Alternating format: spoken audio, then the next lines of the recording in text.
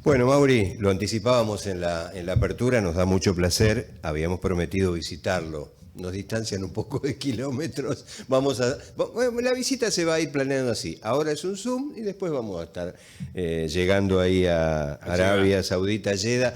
Está el doctor Arturo Vizcarra. Qué placer, Arturo, Mauricio y Raúl. Saludamos. Con Pilcha de laburante todavía. Hay 6 horas de diferencia, no importa que la gente haga la cuenta. Nosotros estamos grabados, por cierto. Allá estás casi en las 8 o 9 de la noche, ¿no?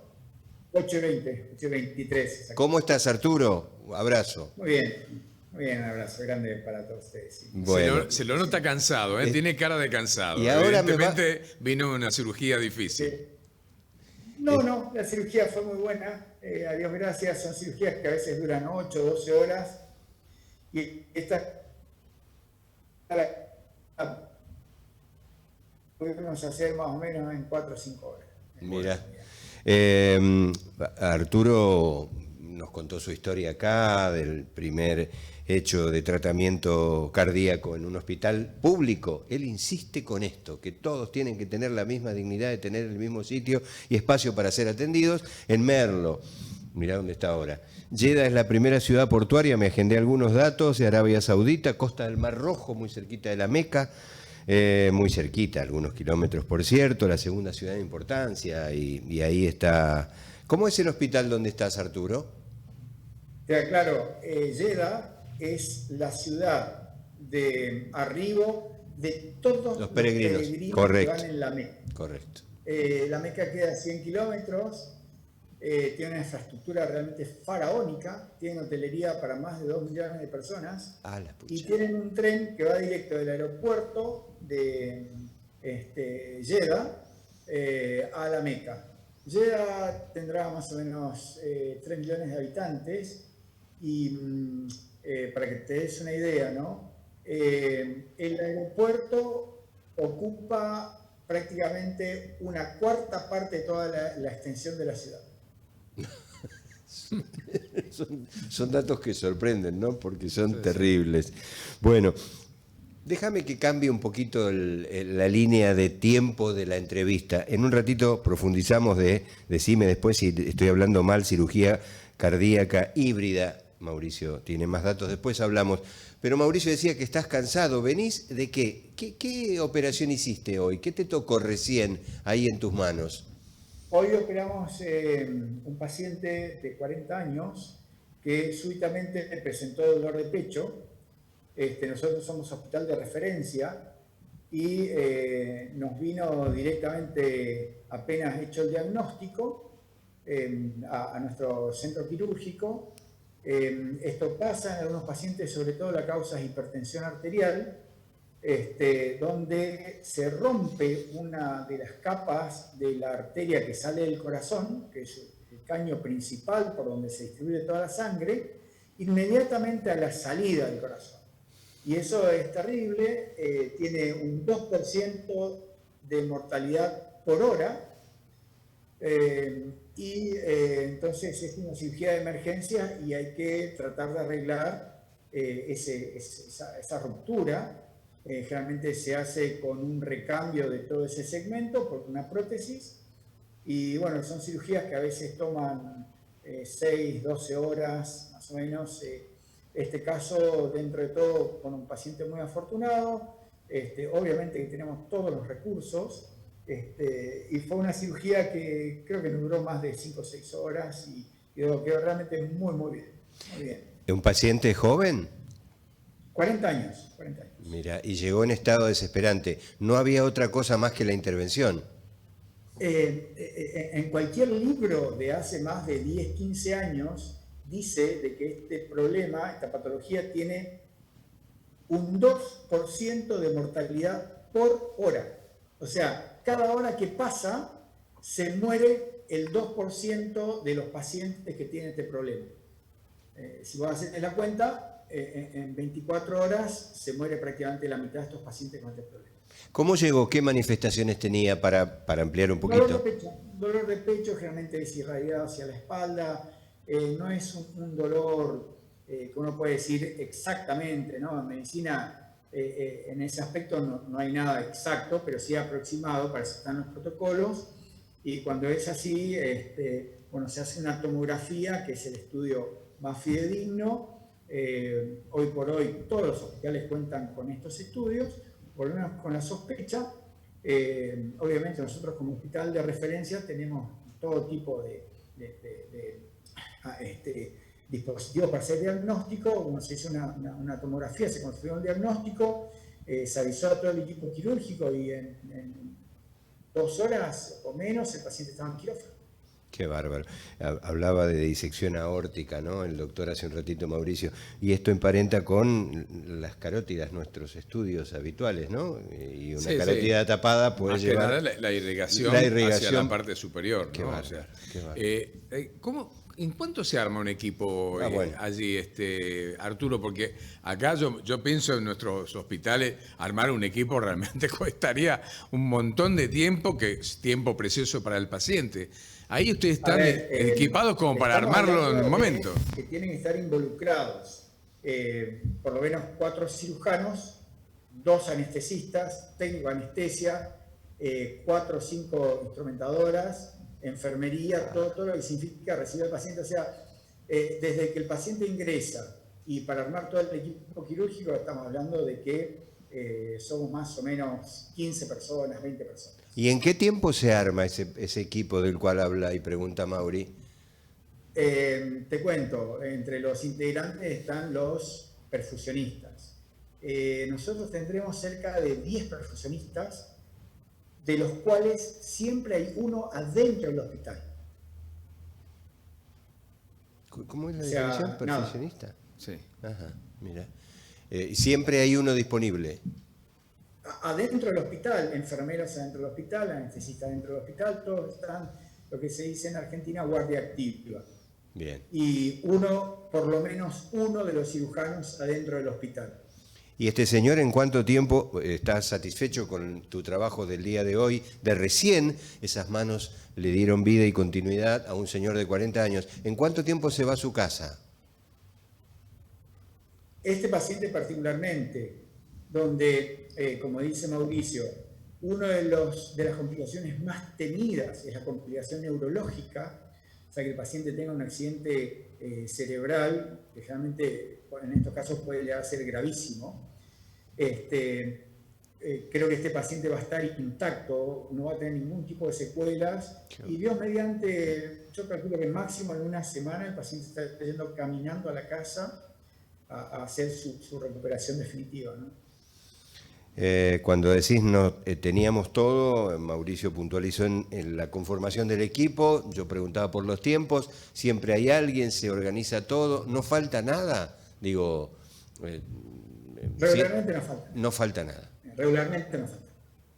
Mirá vos. Bueno, por eso sacamos tan buenos médicos argentinos como vos. Claro que porque acá, con un anestesista que conseguimos de apuro, con algún tipo que te ayude, dame una mano. Y alguna instrumentadora y 2 enfermeras, sacamos adelante un paciente de estas características que vos lo hacés con un equipo de 15, ¿no? O sea, por eso sacamos tan buenos médicos que podemos exportar al resto del mundo, ¿no?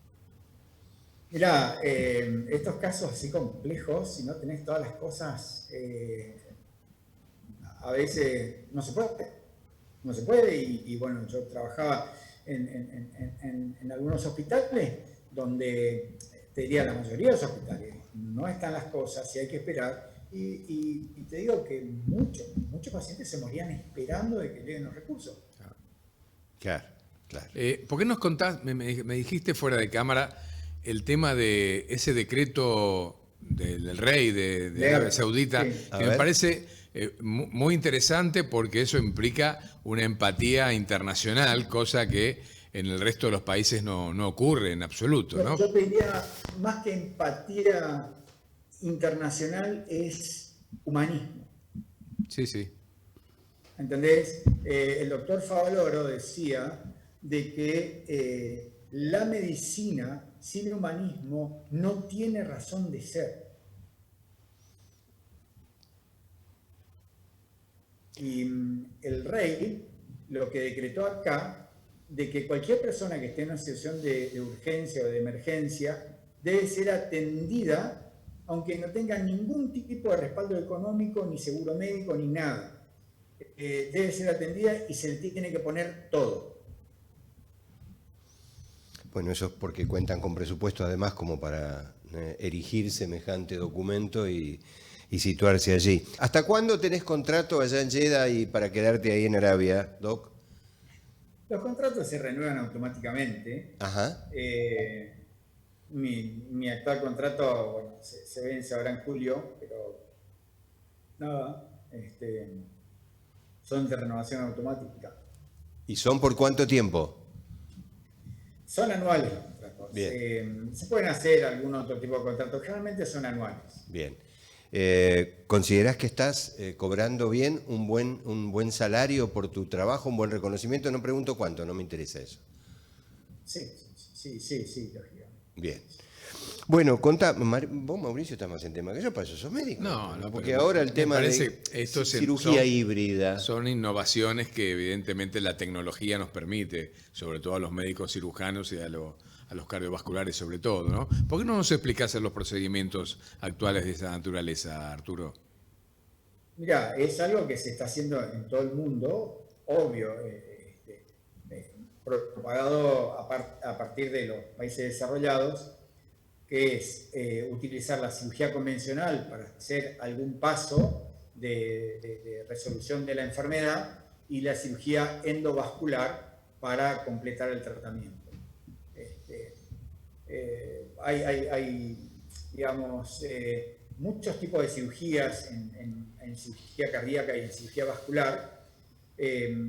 Nosotros lo que hicimos la semana pasada es tratar a un paciente que era muy frágil, como para soportar un procedimiento muy grande, y entonces decidimos hacer una cirugía sin parada cardíaca, es decir, con el corazón latiendo, donde se le pone una prótesis por cirugía abierta y después se le pone otra parte de prótesis por cirugía endovascular.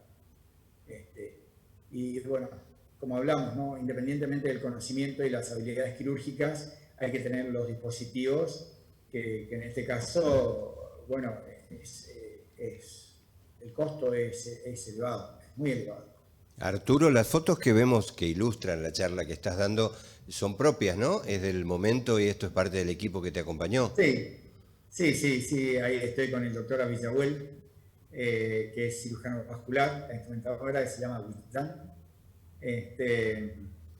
Después en la otra foto está el doctor Fawaz, que era el jefe anterior de cirugía cardíaca. En un ambiente amigable, la verdad que bueno, yo estoy contento y bueno, podemos hacer para lo que digamos nos pasamos la vida, ¿no? Cuando decís una persona frágil era por la edad, creo que es a quien vamos a ver después, 80 años. En medicina decimos fragilidad cuando una persona, digamos, independientemente de valorar el peso, la nutrición, etcétera, por ejemplo, este paciente hacía 5 años que estaba en diálisis, ¿no?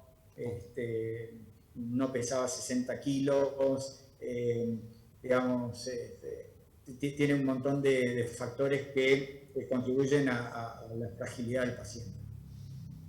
Igualmente, Arturo, creo que la idea es cada vez ser menos agresivos o menos intervencionistas y utilizar mucho el mecanismo endovascular. Incluso ahora se está hablando del reemplazo valvular con válvulas biológicas a través del cateterismo, ¿no? Que ahora está prácticamente reservado a válvulas mecánicas, sobre todo en los pacientes añosos. Mirá, eso... A ver, yo te voy a hacer un comentario muy preciso sobre ese tema. En la historia de la humanidad se reportan los primeros documentos recién en Alejandría en el año 600 después de Cristo, como terapéutica de algo que tiene que ver con la cirugía cardiovascular, que es evitar el sangrado básicamente en los heridos de guerra, que es la compresión y la ligadura vascular. Ese procedimiento se hizo hasta que se hace la primera anastomosis de unir una arteria con otra arteria, que lo hace Alexis Carrel en 1912, galardonado con el premio Nobel. Entonces, desde el año 600 hasta el año 1900 no hubo ningún otro avance. La cirugía convencional de arterias y venas empezó prácticamente después de 1900. Entonces, recién podemos decir que tenemos un siglo comparado con 15 siglos que nos tomó del primer procedimiento documentado en la historia del ser humano hasta la actualidad. Entonces, la cirugía convencional, yo te voy a decir, para mí sigue siendo la indicación de oro, dicho en inglés más comúnmente conocido, se dice el gold standard. La cirugía endovascular te diría que está en algún aspecto en pañales. Es decir, la cirugía convencional sigue siendo, digamos, en la mayoría de los procedimientos, este paciente que tiene casi 80 años, yo lo operé por cirugía abierta, este es otro paciente, le hice bypass coronario, le hice esternotomía completa, no le hice ninguna cirugía mínimamente invasiva, y al quinto día se fue caminando a la casa. Esa es la foto donde yo le estaba dando el alta. Lo operé un jueves y se fue el martes a la casa. Cirugía máximamente invasiva. Qué bárbaro. Pero con los resultados que estamos viendo. Es decir, hay que tener mucho cuidado cuando se dice con una incisión chiquitita o con un pinchacito te soluciona el problema. Sí. No es así. No, yo quiero desmitificar, y ahora tengo justamente un congreso en Europa, y una de mis conferencias, tengo unas cuantas conferencias para dar, una de mis conferencias, el título es The Old is Gold, es decir, lo conservador o lo antiguo es de oro. No sé si me explico. Sí, seguro. Incluso te da tal vez una mayor garantía de tener en tus manos, de tener un tórax abierto, de poder corregir cualquier eventualidad en el momento, ¿no es cierto? O sea, bueno, que te da un panorama mucho más alentador en cuanto incluso a la recuperación. No tal vez Mauricio, el procedimiento endoscópico que te queda tal vez la duda de si solucionaste todos los problemas. Mauricio, los primeros indicios de la cirugía arterial, de hecho, lo que se dice anastomosis, unir una arteria con otra, lo hace Alexis Carrel, y sus publicaciones definitivas aparecen en 1912. La cirugía de bypass coronario la difunde el doctor René Favaloro en el año 1960 y largo, para que ustedes tengan una idea. Entonces, recién pasaron 50 años del bypass coronario y sigue tan vigente como en sus principios, con el complemento de la cirugía endovascular, que es de mucho valor cuando está bien indicado. Cuando no está bien indicado, realmente no tiene sentido. Depende de qué país estemos hablando y de qué presupuestos manejan los sistemas de salud. En la Argentina la cirugía endovascular suele ser más cara que la cirugía abierta, cosa que es una contradicción tremenda, ¿no? Pero la cirugía convencional sigue completamente vigente. ¿Estas intervenciones híbridas refieren a no detener el corazón en personas frágiles?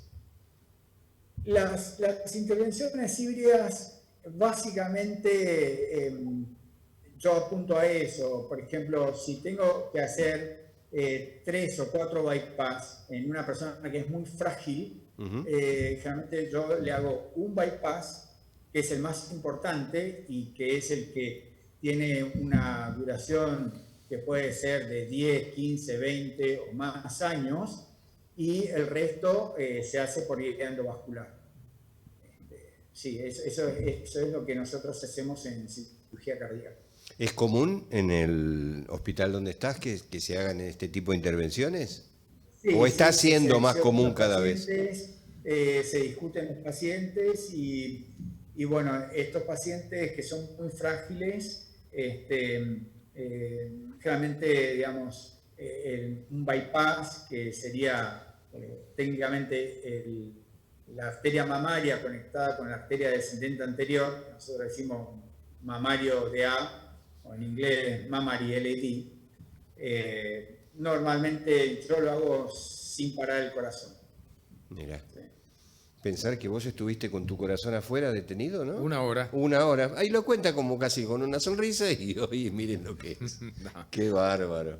Lo que pasa que cuando uno habla de esto y bueno, uno realmente está contento y puede hacer una sonrisa, es porque tenemos que planificar una cirugía que tenga un rango de complicaciones que groseramente esté menos por debajo del 2%, o una mortalidad por debajo del 2%, o en la cirugía programada de bypass tendríamos que tener menos del 2 o el 1% de mortalidad.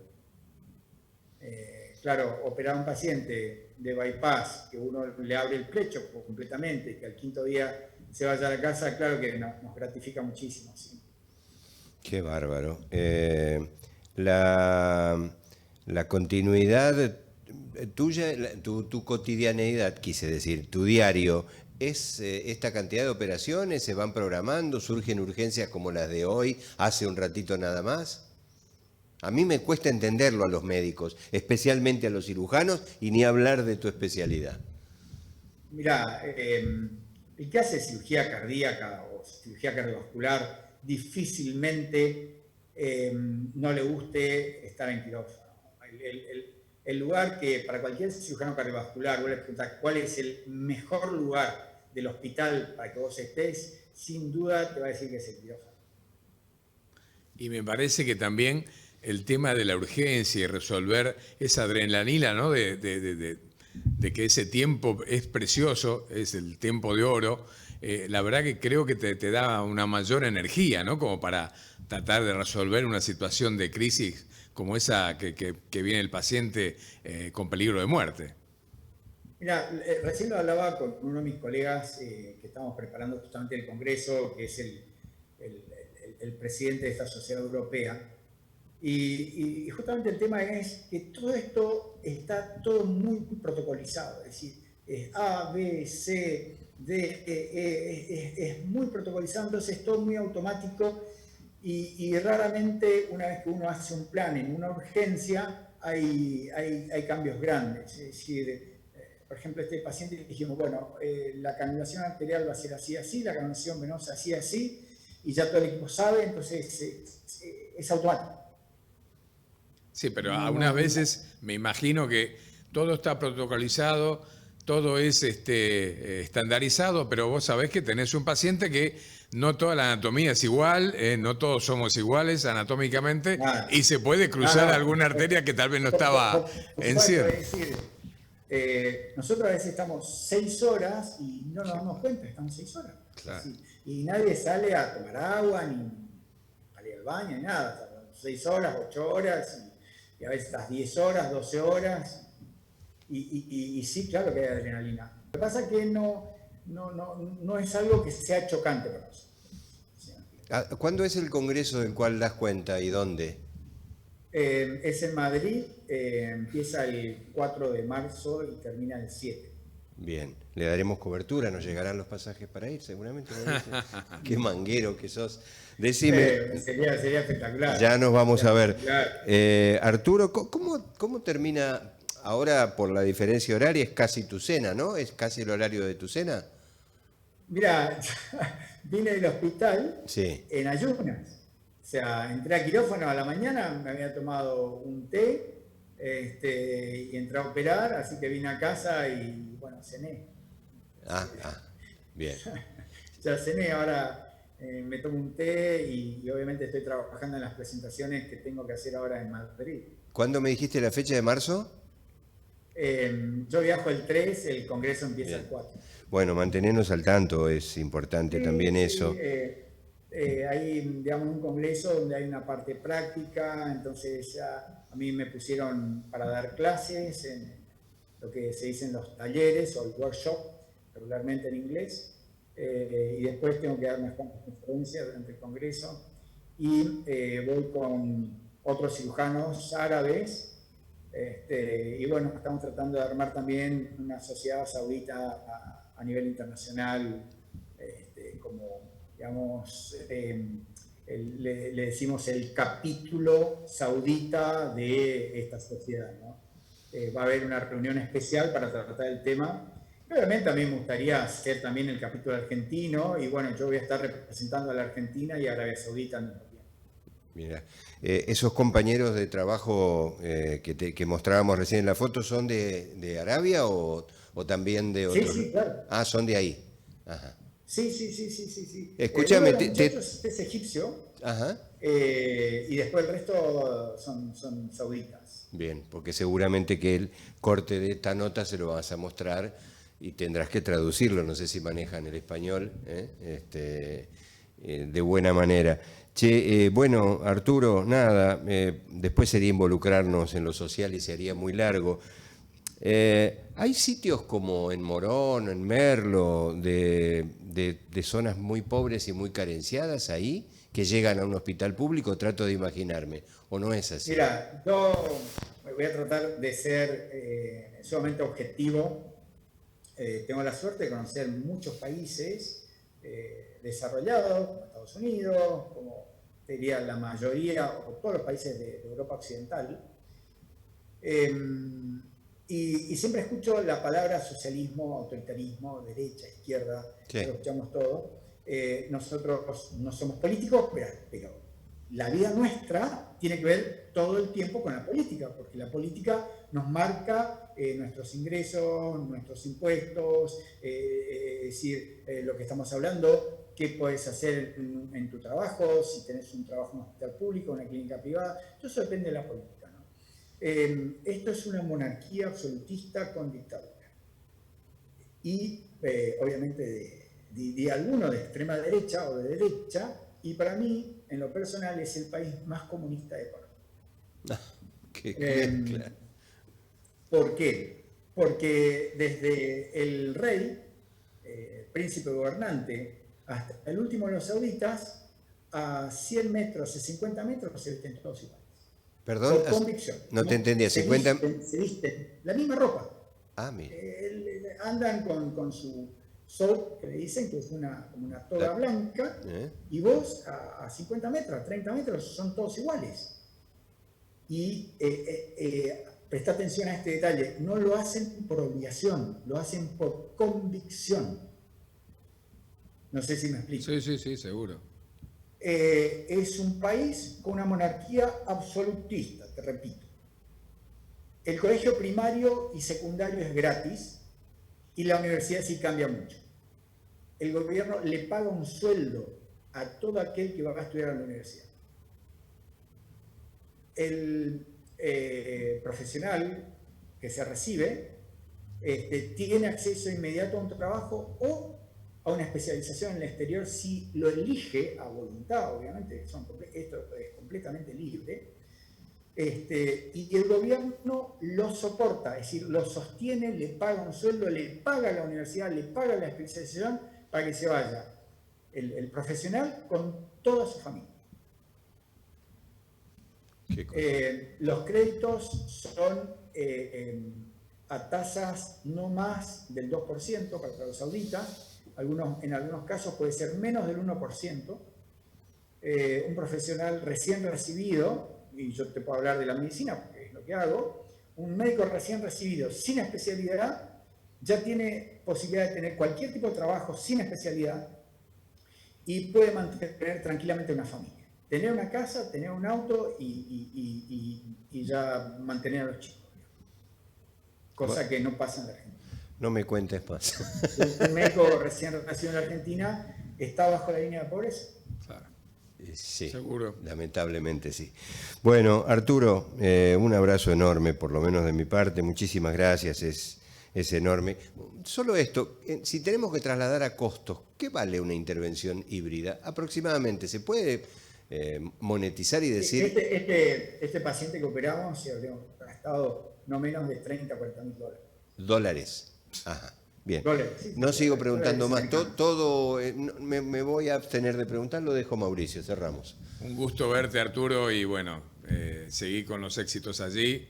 Y bueno, en el Congreso tenés que tener también una camiseta de Argentina, como para mostrar, sí, para que señor. estás representando también muy bien a todos nuestros compatriotas. Arturo, gracias, abrazo enorme. Un gusto, gracias a ustedes por difundir y bueno, siempre el sueño, ¿no?, de que podamos hacer exactamente lo mismo en los hospitales públicos argentinos. Sabés que Sí. estamos acá, abiertos a recibirte todo el tiempo para contar cómo va tu tarea, tu trabajo allí o cuando estés por este querido país. Se te abraza, Arturo, gracias. Abrazo enorme, Arturo. Gracias Beso. por difundir. Al contrario, que sigas muy bien, qué bárbaro.